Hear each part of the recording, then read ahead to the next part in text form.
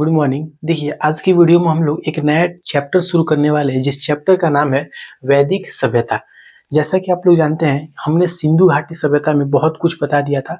सिंधु घाटी सभ्यता में एक और वीडियो लाएंगे जिसमें आपको टोटल ऑब्जेक्टिव बता दिया जाएगा, ठीक है।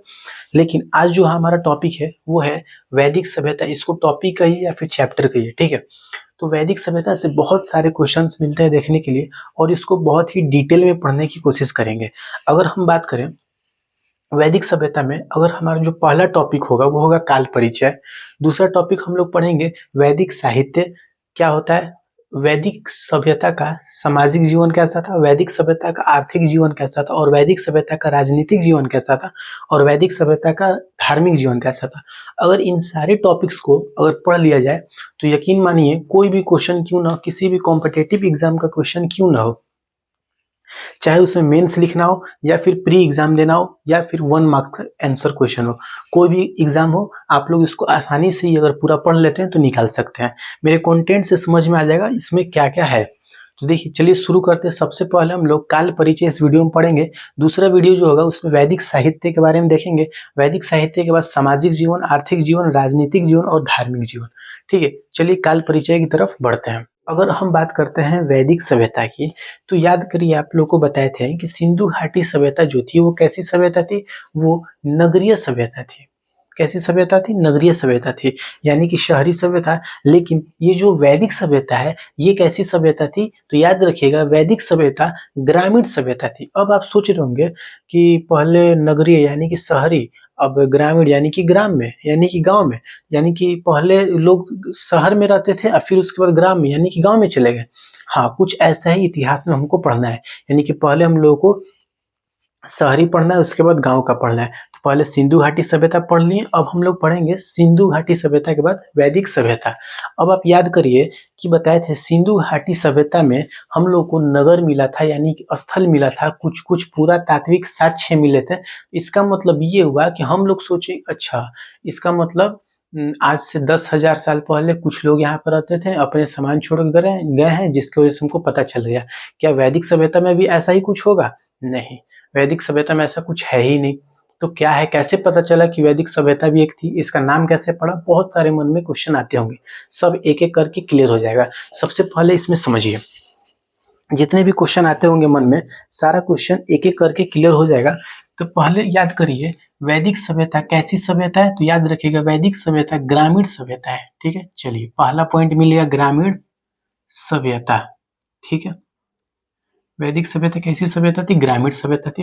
अच्छा, यहाँ का जो समाज था, यानी कि वैदिक सभ्यता का जो समाज था वो कैसा था? तो पितृ प्रधान समाज, दूसरा पॉइंट मिल गया। तीसरा पॉइंट अगर हम बात करें यहाँ की भाषा, तो याद रखिएगा संस्कृत भाषा, ठीक है। अच्छा, वैदिक सभ्यता को हम लोग 2 कालखंडों में डिवाइड कर देते हैं। 2 कालखंडों में क्या करते हैं? डिवाइड कर देते हैं। पहले कालखंड को हम लोग किए कहें ऋग वैदिक काल, ऋग वैदिक काल। दूसरे कालखंड को हम लोग कह दिए उत्तर वैदिक काल, उत्तर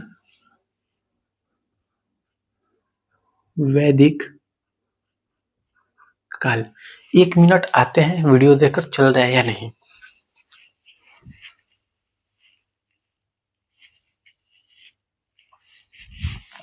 हाँ, अब देखिए, इसको हम लोग कह दिए ऋग वैदिक काल, इसको कह दिए उत्तर वैदिक काल। अब देखिए, ये जो ऋग वैदिक काल है इसका टाइम पीरियड 1500 ईसा पूर्व से लेकर 1000 ईसा पूर्व तक चलता है। अच्छा, इसका टाइम पीरियड 1000 ईसा पूर्व से लेकर 600 ईसा पूर्व तक चलता है। अब समझिए, इसमें बहुत कंफ्यूजन होता है, इस चीज को क्लियर हो जाएगा अभी तुरंत। देखिए, अगर हम कहें, एक एग्जाम्पल की बात करें कि बताइए, हम आपसे पूछें कि आप कितने बजे स्कूल जाते हैं, या फिर कॉलेज जाते हैं, या फिर कोचिंग जाते हैं। चलिए कोचिंग ही मानते हैं, ठीक है। अभी तो आप स्कूल में नहीं पढ़ रहे होंगे, अगर ये टॉपिक अगर आप पढ़ रहे हो तो स्कूल में तो जाते नहीं होंगे, तैयारी करते होंगे, सॉरी। तो अगर आप इंस्टीट्यूट में जाते हैं, किसी इंस्टीट्यूट में, तो हम पूछ रहे हैं कि आप सुबह कितने बजे जाते हैं और कितने बजे आते हैं। तो आप बोले कि हम 7 बजे जाते हैं और 12 बजे वापस आते हैं, तो आपका जो पूरे दिन का जो काल हुआ, काल टाइम पीरियड हुआ, वो कब हुआ? 7 बजे से लेकर 12 बजे तक। तो वैसे ही तो ये भी है, वैदिक सभ्यता का पूरा टाइम पीरियड हुआ 1500 ईसा पूर्व से लेकर 600 ईसा पूर्व तक। क्लियर है यहाँ तक? अब हम दूसरा आपसे क्वेश्चन ये पूछें कि बताइए, ये जो आप जाते हैं पढ़ने के लिए, इसमें कितने सब्जेक्ट होते हैं? तो आप बोले कि 2 सब्जेक्ट होता है। कौन कौन सा? तो साइंस और मैथ।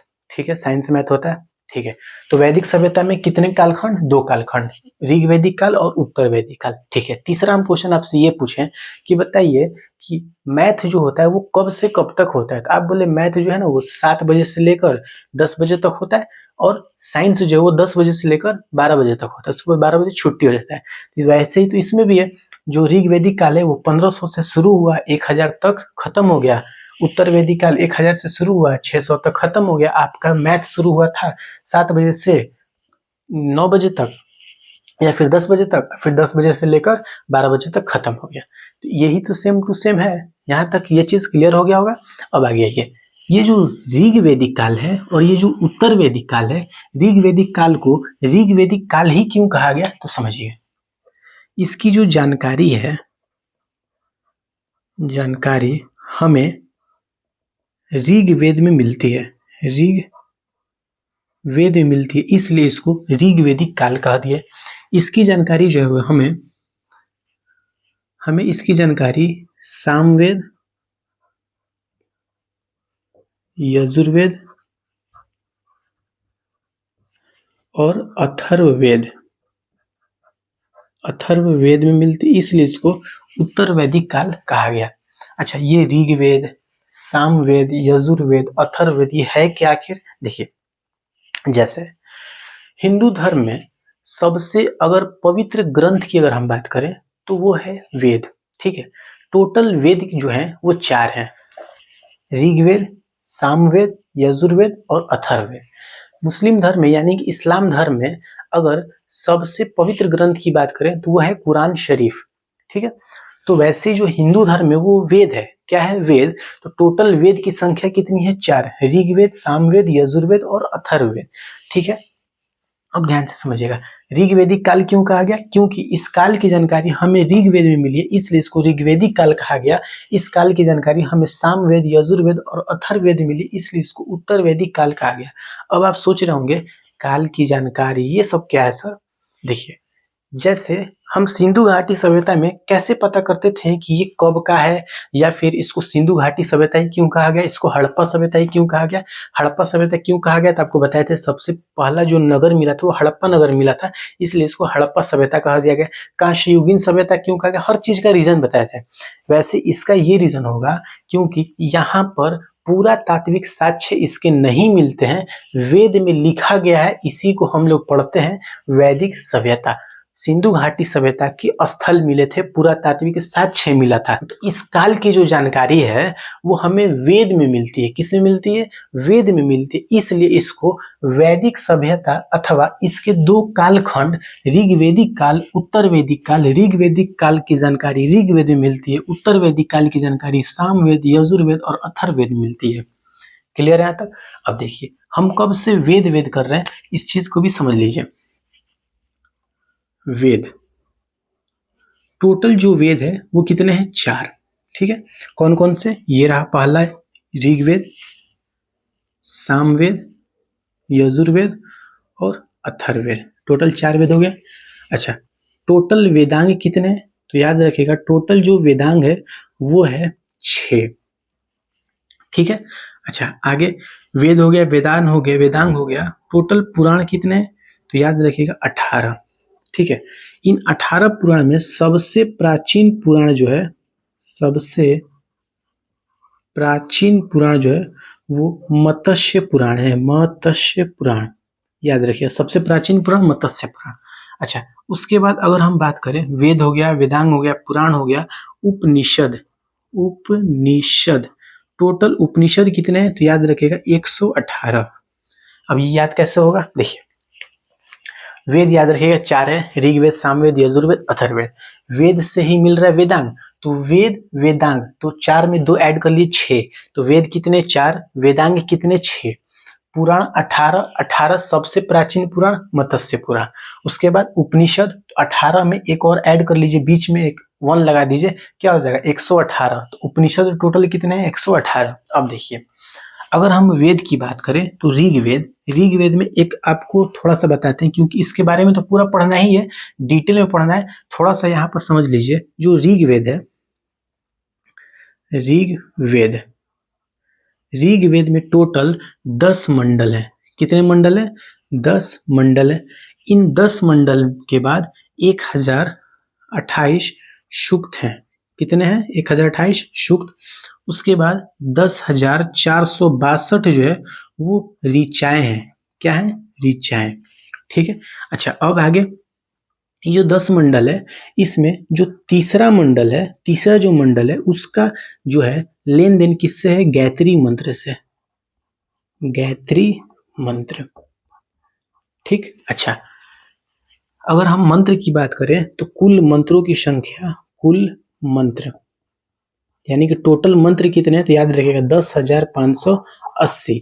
118 मंत्र जो है वो क्या है, दोहराए गए मंत्र हैं, दोहराए गए मंत्र, ठीक है।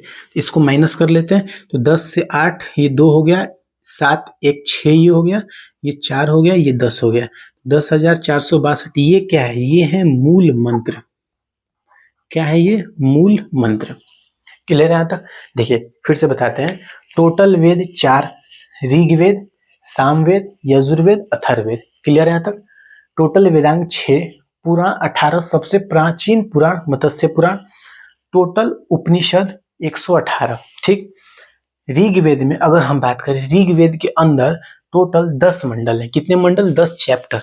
इन 10 चैप्टर में 1028 सूक्त है, 10,462 ऋचाएं हैं। क्या है ऋचाएं। अब ध्यान समझिएगा, ये 10 मंडल में जो तीसरा मंडल है उसमें गायत्री मंत्र का उल्लेख है। जैसे आप लोग प्रेयर वगैरह में गायत्री मंत्र का उल्लेख किए होंगे, प्रार्थना किए होंगे, उसका उल्लेख जो है वो कहाँ मिलता है, तो ऋग्वेद के 10वें मंडल में तीसरे मंडल में गायत्री मंत्र का उल्लेख मिलता है।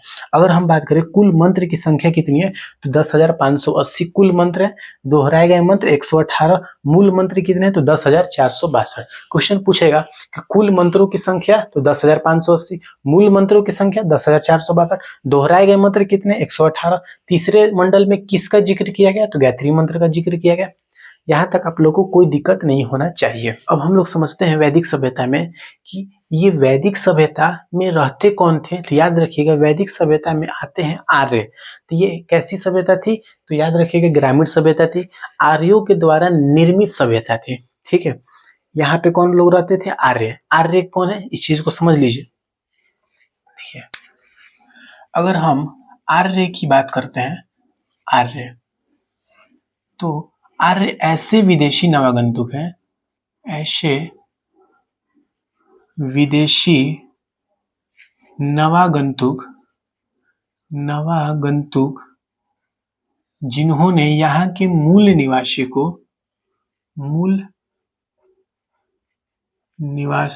को हराकर गुलाम बनाया, ठीक। देखिए समझिए इस चीज को, वैदिक सभ्यता जो है वो आर्यों के द्वारा निर्मित सभ्यता है, ठीक है। अगर एक लाइन में हम बात करें कि आर्य है कौन, तो आर्य ऐसे विदेशी नवागंतुक है जिन्होंने यहाँ के मूल निवासी को अपनी बल से क्या बनाया, गुलाम बनाया। यानी कि यहाँ के मूल निवासी को गुलाम बनाकर क्या किए, अपनी श्रेष्ठता साबित की है, तो उन्हें क्या कहा गया, आर्य कहा गया, ठीक है। लेकिन आर्य आए कहाँ से थे, इस चीज को देखिए, यानी कि इनका उद्भव, आर्य का उद्भव या फिर मूल निवास, ठीक है। चलिए इस चीज को समझते हैं, उद्भव या फिर इनका मूल निवास एक ही चीज है। जो मान्य तथ्य जो मान्य तथ्य है वो मैक्स मूलर जी का है, मैक्स मूलर। इन्होंने कहा कि आर्य जो है वो कहां से है, मध्य एशिया से आए हैं, मध्य एशिया, ठीक है। तो हमको एग्जाम में लिखना है या फिर ऑप्शन में देगा, ऑप्शन में लिखिएगा, मेंस में लिखिएगा आर्यों का जो मूल स्थान था वो कहाँ था, मध्य एशिया था। कौन बोले, तो मैक्स मुलर ने बोला, बताया। अब ध्यान समझिएगा, अगर हम अन्य तथ्य की बात करते हैं, अन्य तथ्य यानी कि और लोगों ने क्या विचार दिया। देखिए, अगर हम बात करते हैं बाल गंगाधर तिलक, बाल गंगाधर तिलक जी की अगर हम बात करते हैं तो इन्होंने कहा आर्य जो है वो ध्रुवीय प्रदेश के निवासी हैं। इन्होंने कहा कि हम वेद में पढ़े थे कि आर्य कह रहे हैं कि हम ऐसे जगह से हैं जहां पर 6 महीने का दिन और 6 महीने की रात होती है, तो वो कहाँ होती है, ध्रुवीय प्रदेश, उत्तरी ध्रुवीय प्रदेश, यहाँ पर उत्तरी लगा लीजिएगा, उत्तरी ध्रुवीय प्रदेश के निवासी। ठीक है, अब आगे देखिए, इसके बाद दयानंद सरस्वती, दयानंद सरस्वती, दयानंद सरस्वती जी बोलते हैं कि आर्य जो है वो पामीर के पठार, पामीर के पठार यानी कि तिब्बत, कहाँ के निवासी हैं, तिब्बत के निवासी हैं। कहाँ के निवासी हैं, तिब्बत के। अंग्रेज कैसे चुप हो जाते, अंग्रेज बोल रहे कि ना, आर्य जो है ना वो डीपी गाइल्स और फिलिपो सेसिटी, फिलिपो सेसिटी, फिलिपो सेसिटी ये करें कि ना आर्य जो है ना वो यूरोप के निवासी हैं। कहाँ के निवासी हैं, यूरोप के निवासी हैं। यूरोप में तो बहुत सारे देश हैं, मजाक है, कहाँ के निवासी ये बताइए। तो एक और थे पिनका महोदय, पिनका जी कहें कि ना आर्य जो है ना यूरोप में उत्तरी यूरोप के निवासी हैं, उत्तरी यूरोप के निवासी हैं। एक और थे नेहरिंग, इन्होंने कहा कि नहीं नहीं, आर्य जो है ना वो दक्षिणी रूस के निवासी थे, निवासी। ठीक, लेकिन इन सब को छोड़कर जो मान्य तथ्य है वो यही है मैक्स मुलर जी का, जो कि मध्य एशिया इनका मूल निवास था आर्यों का। तो ये सारे फिर क्यों लिखवाए, एग्जाम में देता है कि बाल गंगाधर तिलक जी के हिसाब से आर्यों का मूल स्थान कहाँ था, तो याद रखिए उत्तरी ध्रुव प्रदेश यानी कि ध्रुवीय प्रदेश पे था। दयानंद सरस्वती जी के हिसाब से पामीर के पठार तिब्बत, डीपी गैल्स फिलिपो सेसिटी जैसे लोगों के हिसाब से यूरोप के निवासी थे वो, पिंका उत्तरी यूरोप बताया, और नेहरिंग जी कहाँ बताया, दक्षिणी रूस के निवासी। यहाँ तक आप लोगों को क्लियर हो गया होगा।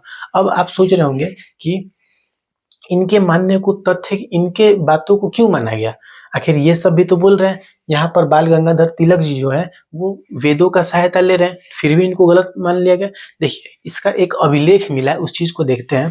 पहले इस चीज को समझ लीजिए। हम बताए हैं कि आर्य बता दिए, उद्भव बता दिए, मान्य तथ्य बता दिए, अन्य तथ्य बता दिए। यहाँ से क्वेश्चन कैसे बनेगा इस चीज को भी समझ लीजिए।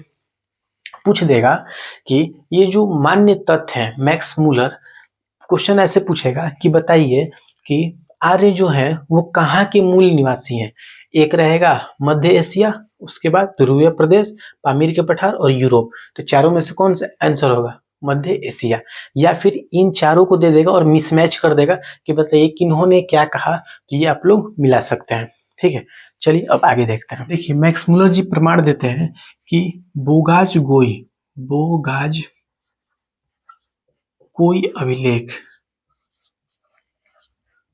पहले हम लिख देते हैं उसके बाद आपको समझाते हैं।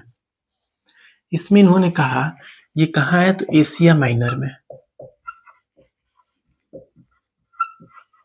एक अभिलेख मिला है जिसमें दो कबीले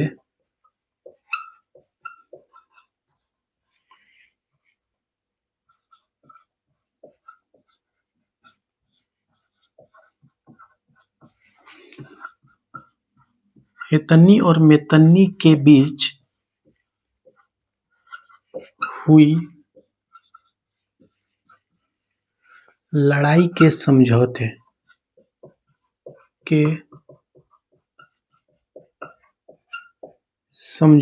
में 4 देवताओं की कसम, 4 देवता की कसम खाते हैं। कौन कौन से? पहला, दूसरा, तीसरा और चौथा। पहले है इंद्र, मित्र, वरुण और नासत्य। ठीक, चलिए देखिए क्या है ये समझिए। मैक्स मुलर जी प्रमाण देते हैं कि आर्य जो है ना वो कहाँ से है? मध्य एशिया से है। प्रमाण इन्होंने दिया कि बोगास कोई अभिलेख एक मिला है जो कहाँ है? एशिया माइनर में। इन्होंने कहा इस अभिलेख में लिखा था कि दो कबीले के बीच हुई लड़ाई, यानी कि हेतनी और मेतनी, दो कबीले का नाम है हेतनी और मेतनी के बीच हुई लड़ाई। हेतनी मेतनी क्या है? कबीले का नाम है। तो दो कबीले के बीच हुई लड़ाई, हेतनी और मेतनी के बीच जो लड़ाई हुई थी उसमें उन्होंने कसम खाया कि आज के बाद हम लड़ाई नहीं करेंगे। 4 देवताओं की कसम खाते हैं। कितने देवता की कसम? 4 देवताओं की कसम खाते हैं और कहते हैं कि आज के बाद हम लड़ाई नहीं करेंगे। उन चारों देवता का जो नाम है इंद्र, मित्र, वरुण और नासत्य। इससे क्या हुआ? इससे प्रमाण कैसे हुआ? देखिए, आर्यों का जो वेद है उस वेद में इन 3 देवताओं का उल्लेख है। इससे समझ में आया ना कि ये वहां रहते थे, फिर जब ये यहाँ पर आए यानी कि भारत जैसे देश में आए तो यहाँ पर आकर इनके वही देवता हैं जो वहां पर थे। तो इंद्र, मित्र और वरुण, कौन एक देवता का उल्लेख इनके वेद में नहीं है? तो वो थे नासत्य। ठीक है, तो याद रखिएगा इंद्र, मित्र और वरुण, ये 3 देवताओं का उल्लेख है। यहाँ तक आप लोगों को क्लियर हो गया होगा।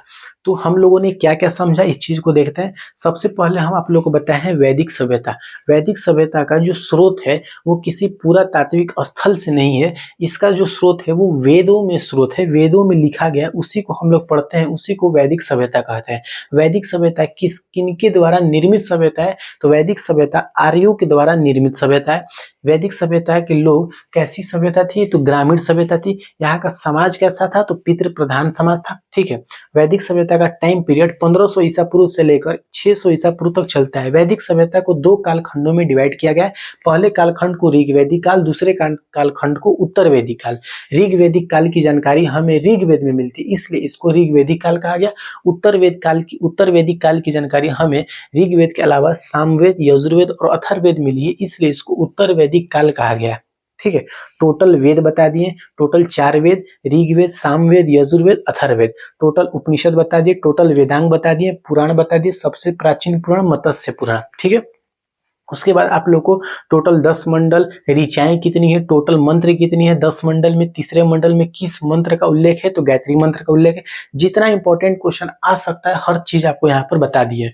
उसके बाद आप लोग को बताए हैं टोटल मंत्र कितने हैं, दोहराए गए मंत्र कितने हैं 118, बचे यानी कि मूल मंत्र कितने हैं, हर चीज आप लोग को बता दिया है।